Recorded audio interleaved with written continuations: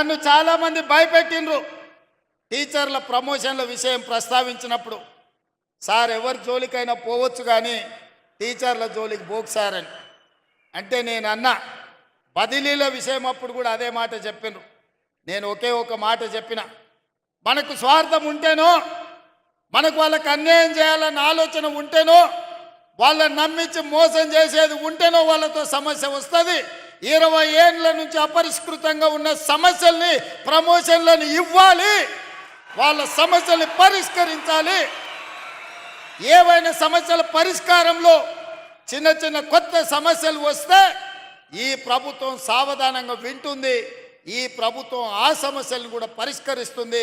నా చిత్తశుద్ధిలో, నా ప్రయత్నంలో లోపం లేనప్పుడు తప్పకుండా టీచర్లు అర్థం చేసుకుంటారు, ఆ టీచర్లు సహకరిస్తారని చెప్పిన. మా అధికారులను అందరినీ, బుర్రా వెంకటేశ్వరం గారిని, దేవసేన గారిని, మిగతా అధికారులందరినీ పిలిచి చెప్పిన, మీరు అందుబాటులో ఉండండి, ఎవరు వచ్చినా మాట్లాడండి, మనం ఏ మంచి లక్ష్యం కోసమో వాళ్ళ కోసమే చేస్తున్న ప్రయత్నాన్ని వాళ్ళకి వివరించండి అని చెప్పిన. ఆ ప్రయత్నం విజయవంతమైంది. ఇవాళ దాదాపుగా 24,000 మంది టీచర్లకు, అదేవిధంగా గురుకులాలతో మొదలు పెడితే 30,000 మంది టీచర్లకు పైగా ఈరోజు ప్రమోషన్లు ఇచ్చినాం. 35,000 మందికి పైగా బదిలీలు చేసినాం.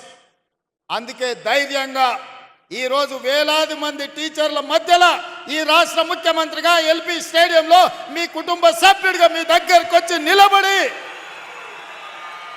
ప్రతి నెల 1వ తారీఖు నాడు మీకు మీ జీతం మీ ఖాతాలో పడే బాధ్యత నాది, ఈ ప్రభుత్వం మీకు అండగా ఉంటుందని చెప్పడానికే ఇక్కడికి రావడం జరిగింది.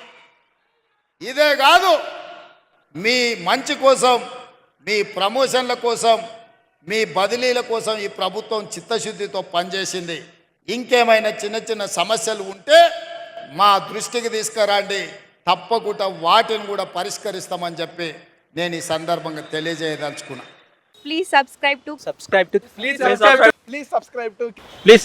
KTV Telugu. KTV Telugu. KTV Telugu channel.